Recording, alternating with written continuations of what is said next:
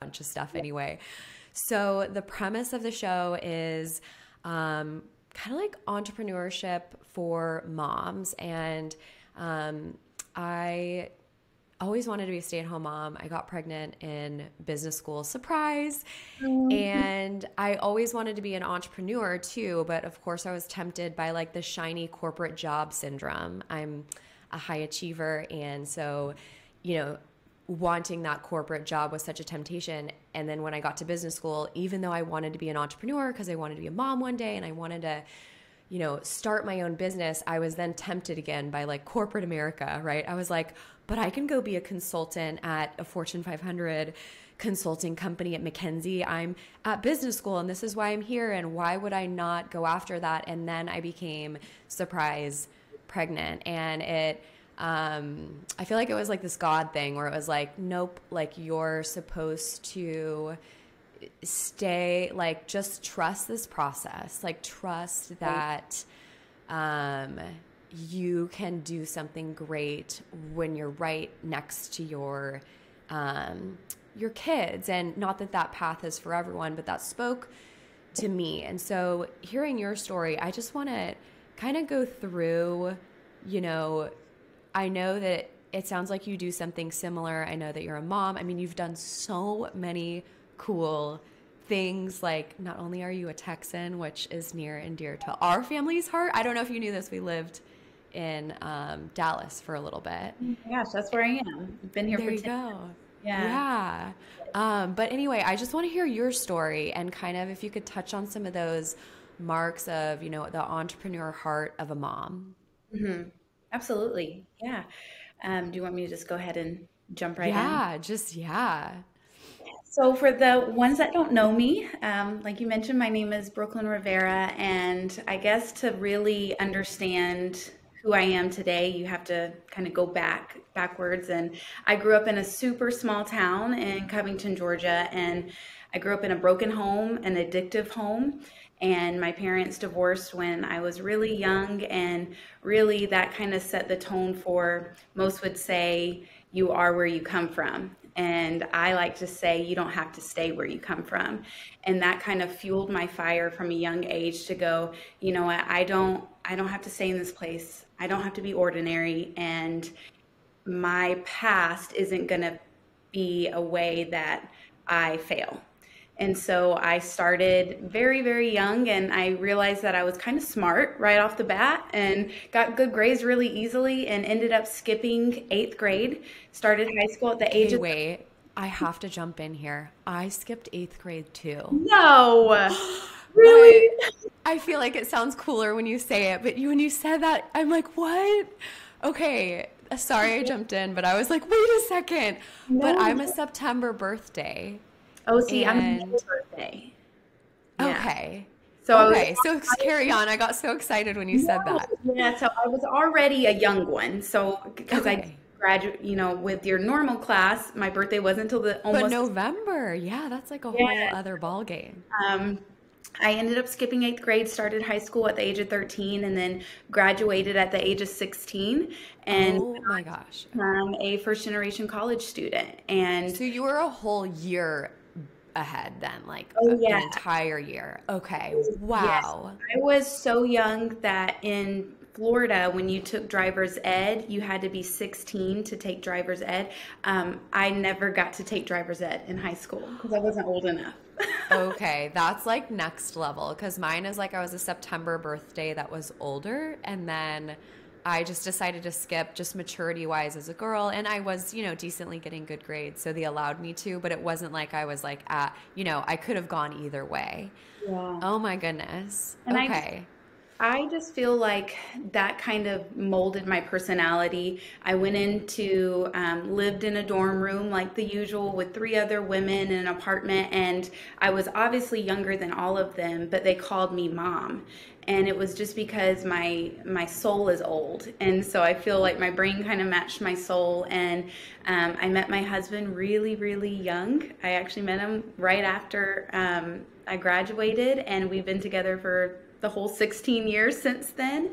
And because I feel like I didn't let my past be a problem, I used it for purpose, and I decided that instead of it being a problem, I would just change things.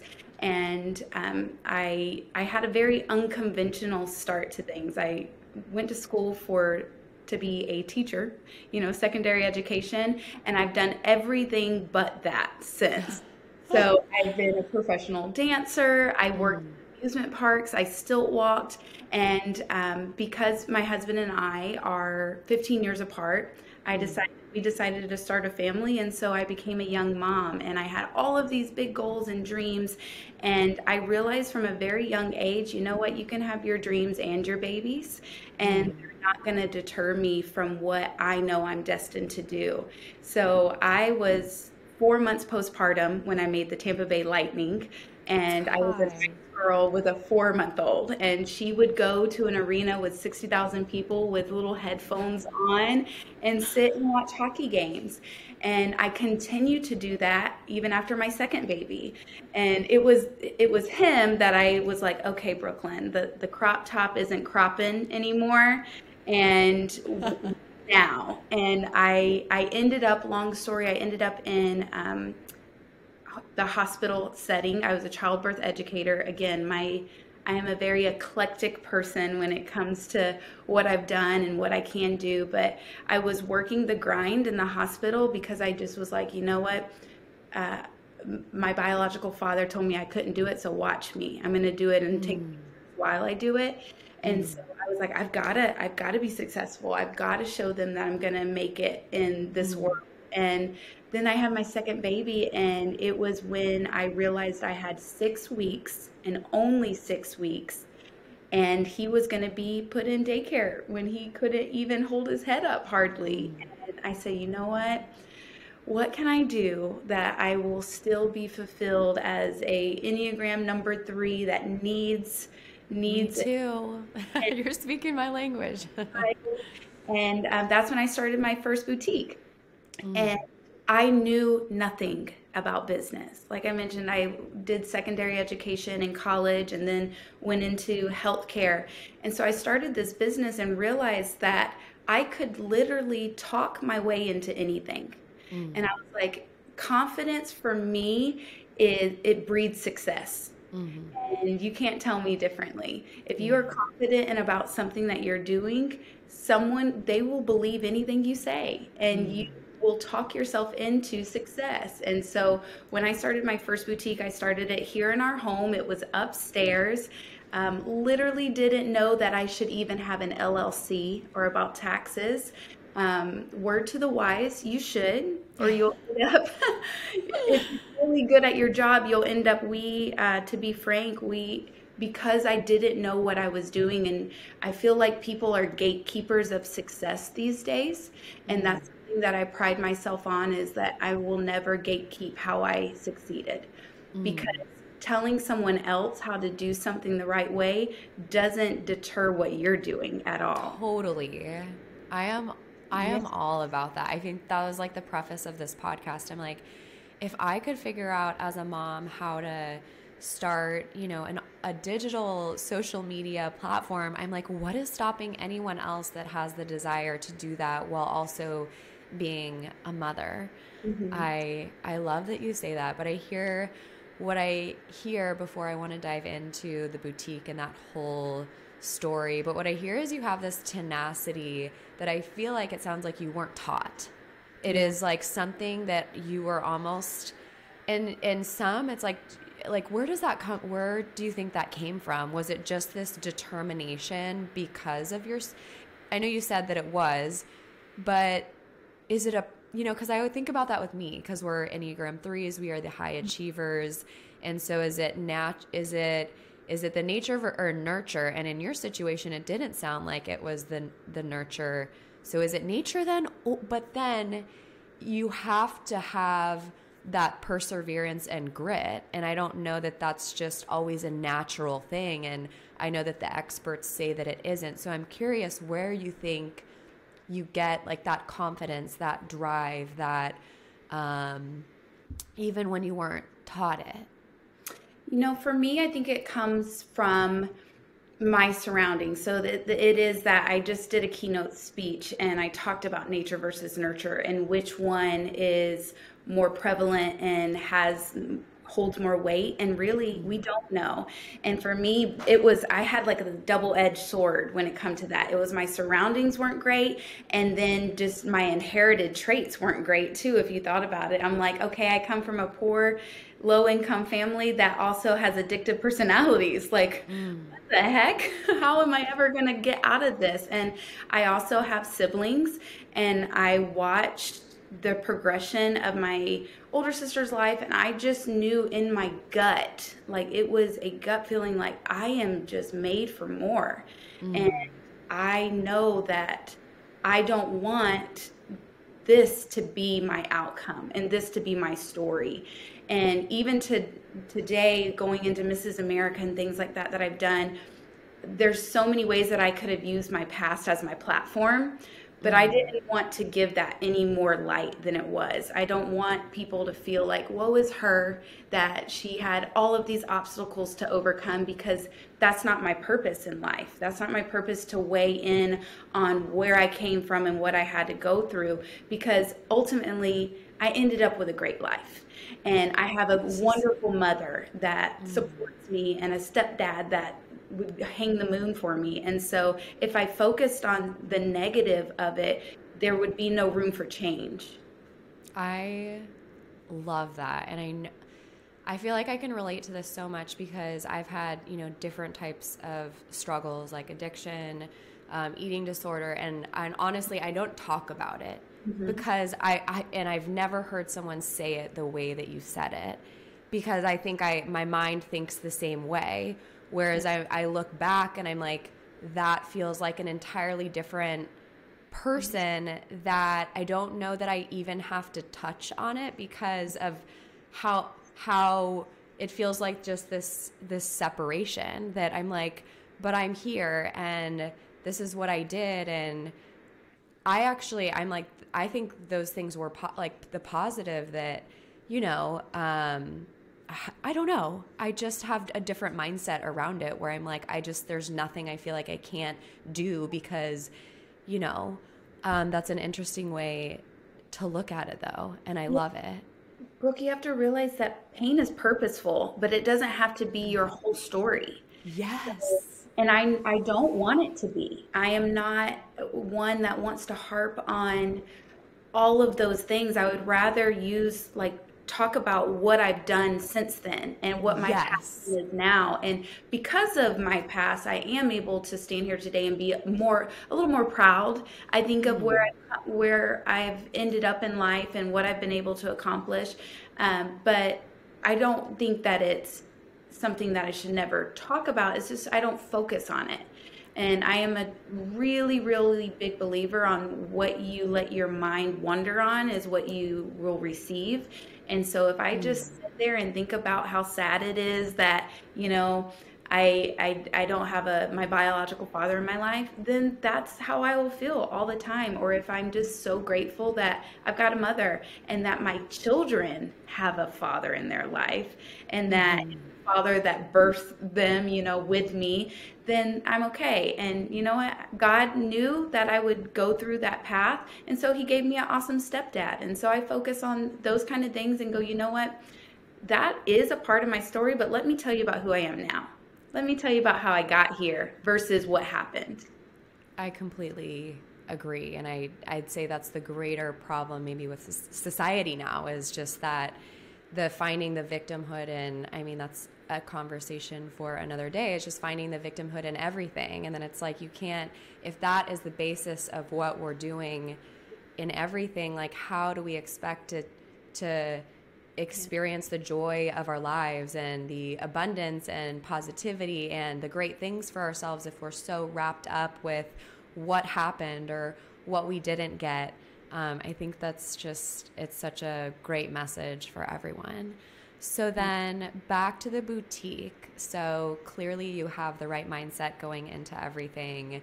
And it sounds like you keep it that way too. I know I'm going all over the place, but that's something that I personally, where I feel like I can relate to a lot, and I can keep that positive I know that that is the key to life. Do you ever have moments where you find yourself maybe reverting, like looking at you and hearing you, it sounds like you're so resilient and you can keep that steadfast, positive mind. Do you ever have moments where things do bog you down? And if so, how do you catch yourself and kind of flip the switch? Oh, absolutely. It's called being a human being, and especially being a mom.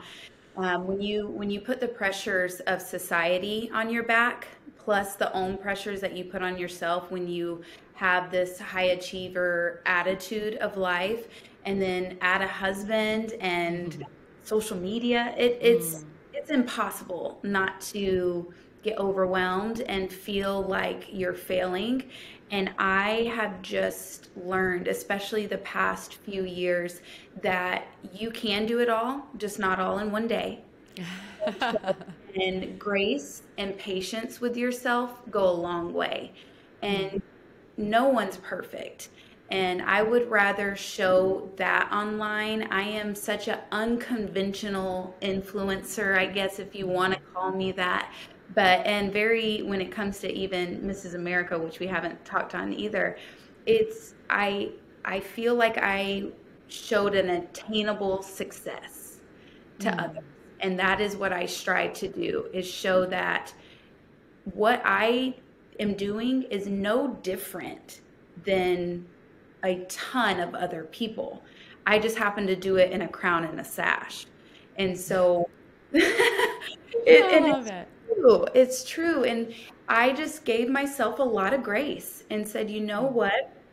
Some days I am going to be a kick booty Mrs. America, and I am going to, go across the states and speak in front of thousands of people, but I might not have dinner on the table that night.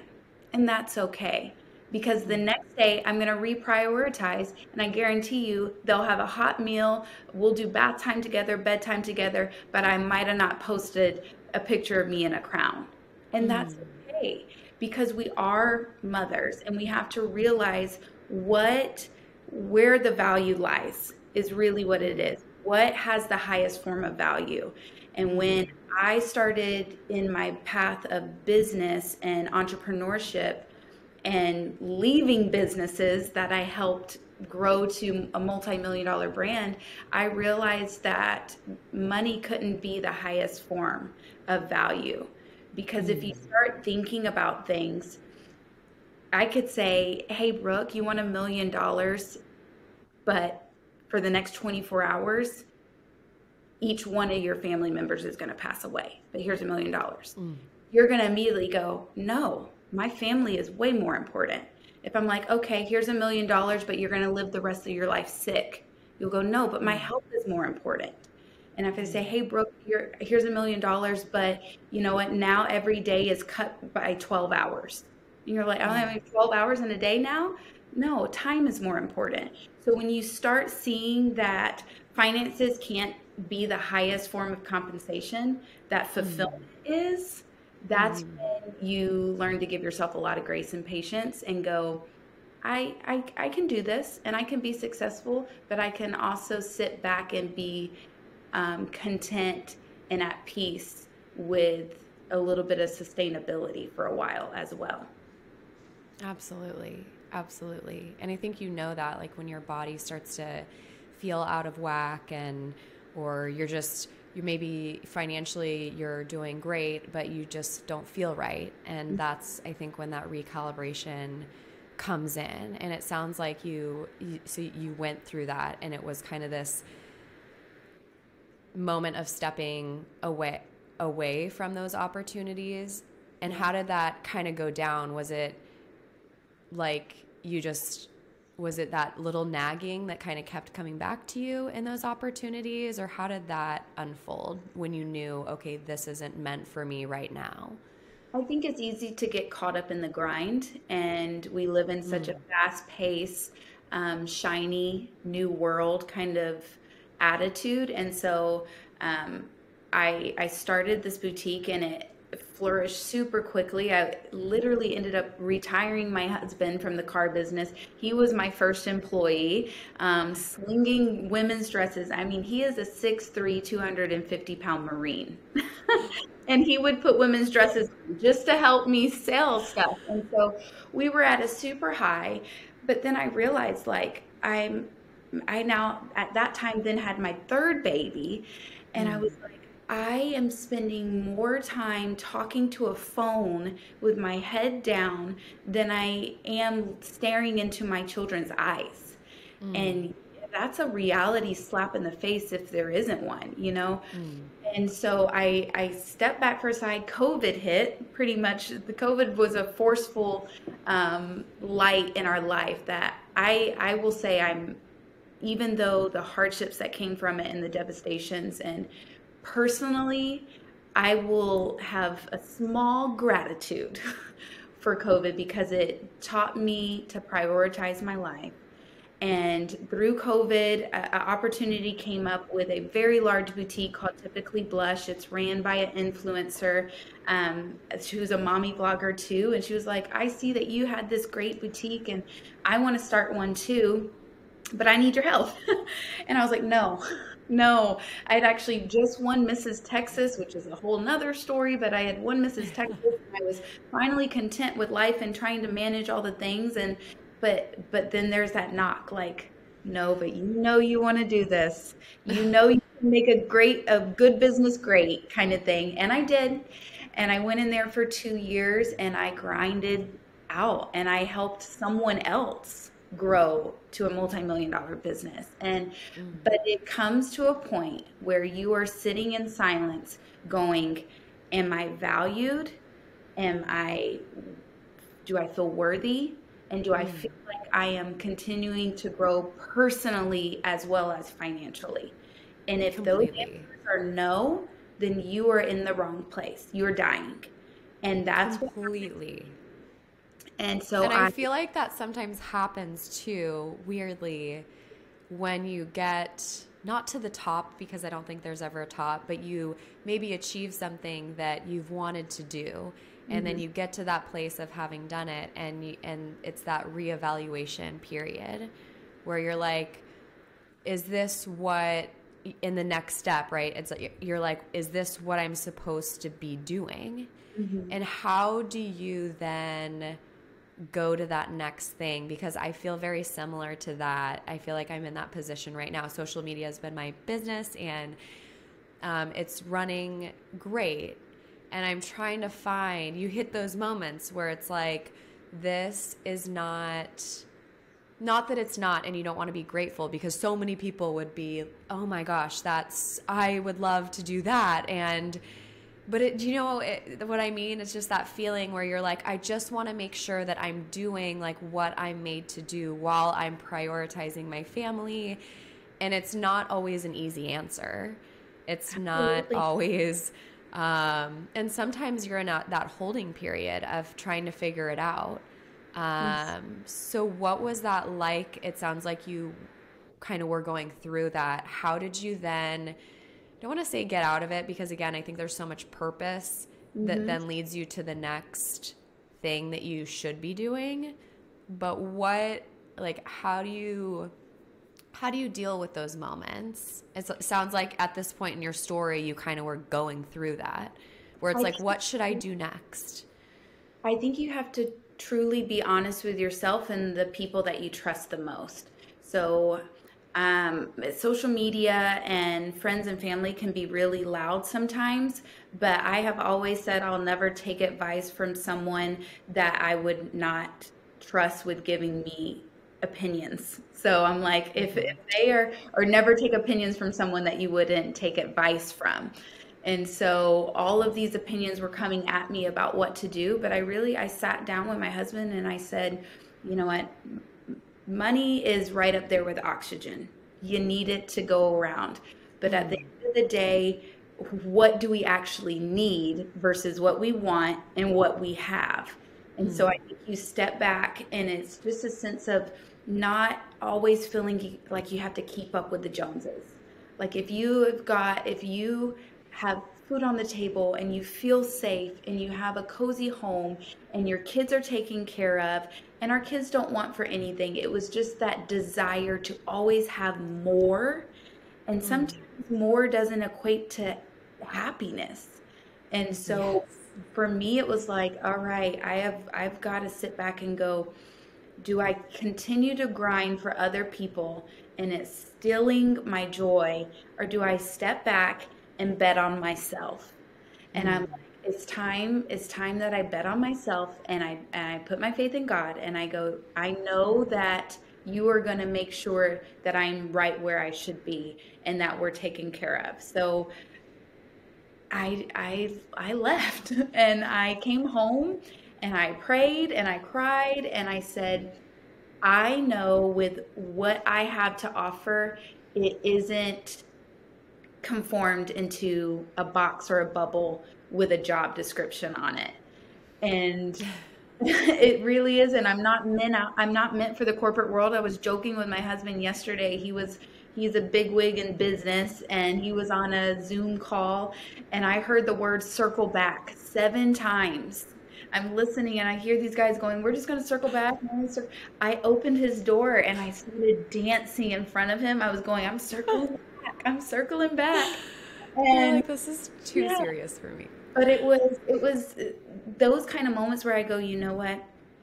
I have a very unique skill set, and I know that I can offer it to people in a unique way, that I can be successful and make an income for my family and provide, but also slow down and not realize that I have to be going 100 miles a minute, gone 20 hours of the day to make the same outcome.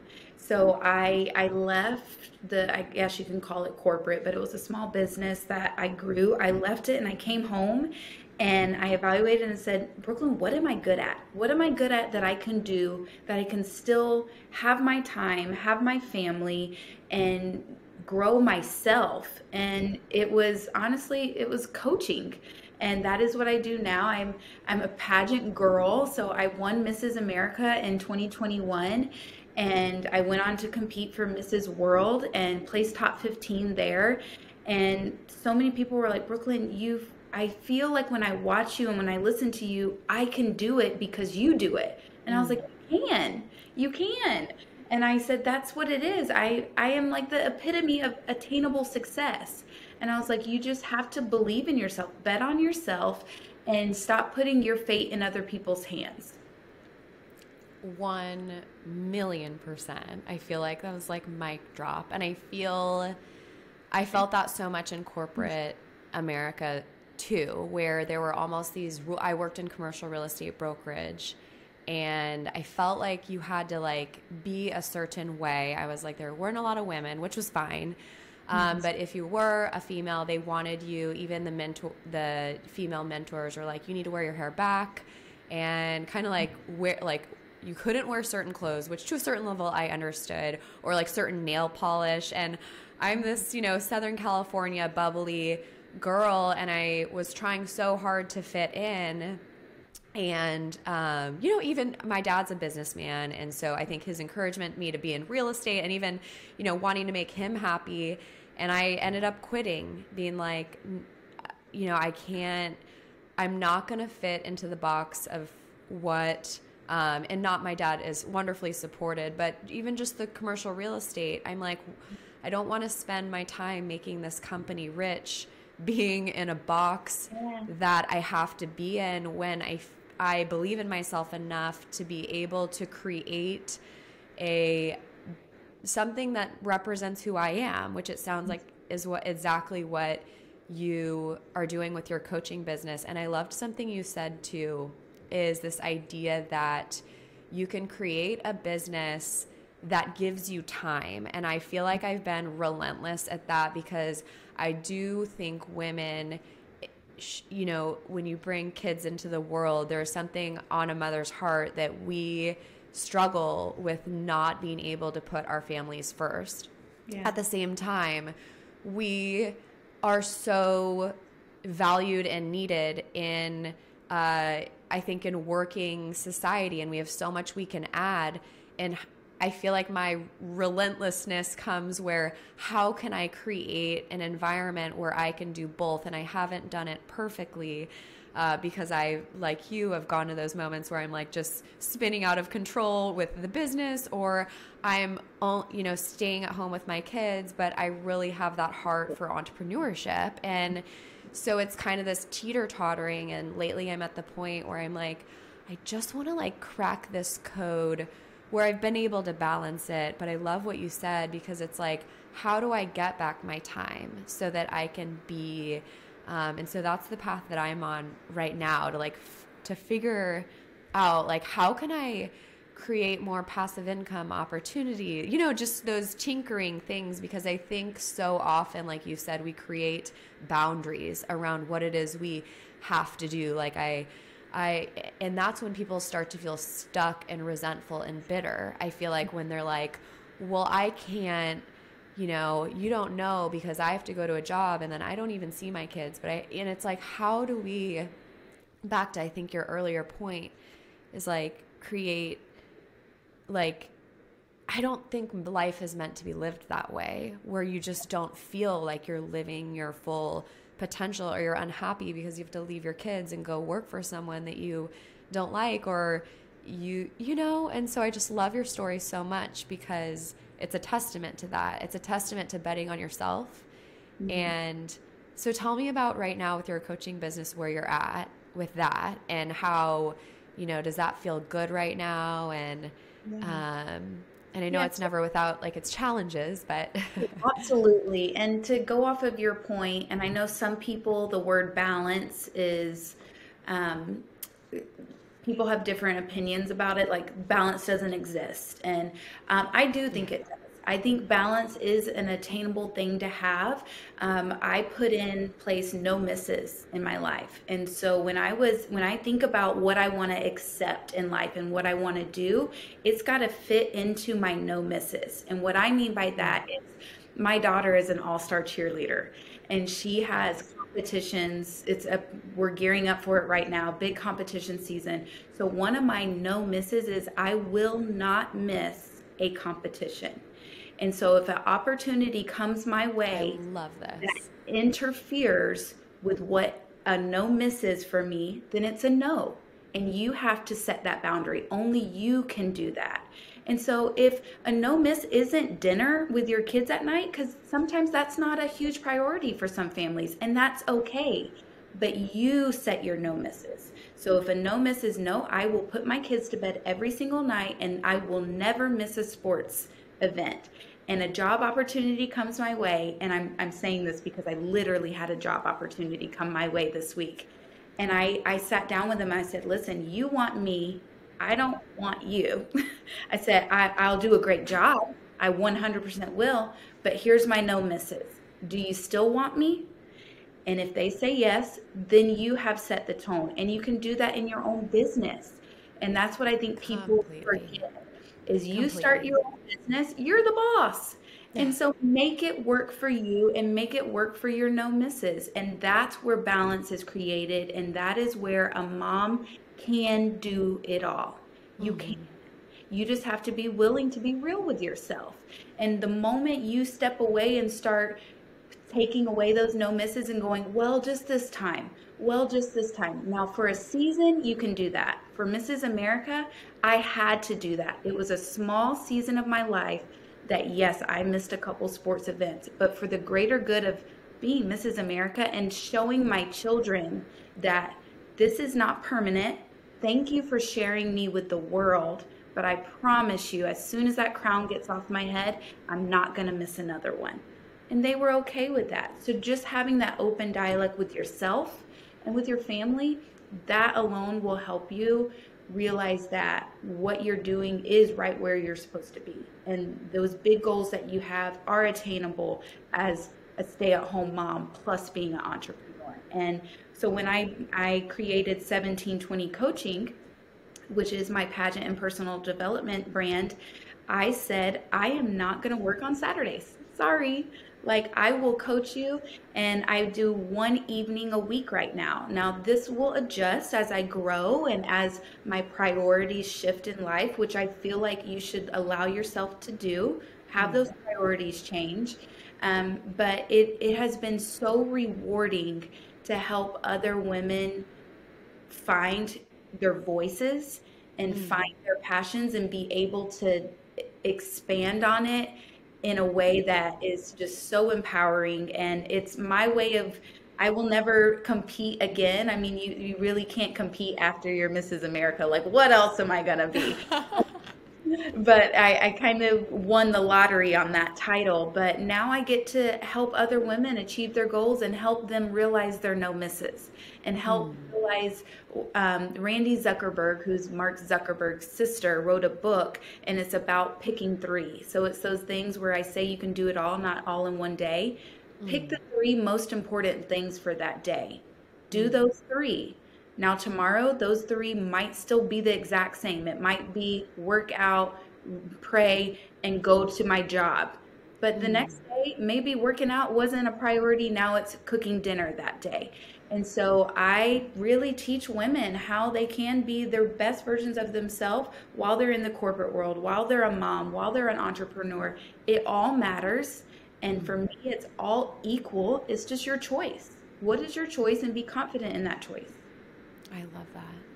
Well, it sounds like you definitely have, and I look at you, I'm like, you have it all, but it's so much more than that. It really is this just like beautiful confidence that you breed, and it's the mindset that you can do it. And then I think this beautiful like grace and confidence again to set those boundaries. And I think that's where like the faith aspect comes in. People think so much that, well, if I create these boundaries, then I won't be able to achieve the things that I want to achieve. And I think the answer is no, that I think that's actually when the opportunities start to flourish, because it's, again, that beautiful confidence that you have that says, I have a standard for my life. I have expectations for the way that this is all going to beautifully unfold, and I have confidence that I will be provided for. Yes, I have to work, but most importantly, I have to prioritize the things that, need the best of me. For me, that's family, and it sounds like for you that is too. And when you work so hard to create, I just think it's a really, what is the word? A life of integrity. Yes. That's when the good things happen. It's not when you're spinning out of control, like just one more thing, I'm going to miss the kids this, or I'm going to, like you said, I don't think, sure, maybe the money will come, but then it doesn't feel good. And it's like the money can come even more and bless your family when you have these gridlocks in place. That's really just respect for yourself and the standard you set for your life. It's knowing your worth. At the end of the day, knowing your worth and not being willing to let your pillars fall. We all have our pillars in our life that keep us accountable and keep us steadfast on who we want to be and whose we want to be. And so I feel like when you hold steadfast to your worth, the right things will fall into place, and the right people will come into your life and will value you for that, and will compensate you accordingly, and will understand that your feelings are just, and don't back down from that. That's what I've learned, especially this week. And I'm talking to myself right now. Like I said, Yes. an offer in my lap that is just like controlling my mind right now. And I sit back and say, you know what? My worth, I am worthy, I am valued, and it's gotta be right. And that's gotta be an understanding. Absolutely. And right? You know when it's right. And that's like where life is supposed to be lived, I feel like. Thank you so much, Brooklyn. Is there anything else you want to close the episode down with? I feel like you nailed every single piece of encouragement that any woman would, need to take the next step. But is there any maybe piece of advice that you remember getting in your life, or that you just, something that you kind of always come back to as like a pillar of, what you kind of stand on? Brooke, I mentioned that I learned that I could talk my way in or out of anything from a pretty young age. And a piece of advice that was given to me was there's only so many no's between where you're at and what you have versus where you want to go and what you want. So just remember, if someone said you're only going to hear 20 no's before that yes, you would be so excited every time someone told you no, because you knew you'd be that much closer. And in reality, that's the truth. You don't have a number on the no's, but you're going to get that yes. And so just continue to bet on yourself, believe that you're exactly right where you should be, give yourself grace and accept the no's, and be excited that you're one no closer to that yes. That is exactly what I needed. Thank you so much, Brooklyn. I appreciate you being here on the At Home Startup Podcast. I got so much from our conversation, and I feel like you were speaking right to my heart, so I can imagine the listeners did too. Thank you so much for your time. Thank you, Brooke. You're awesome.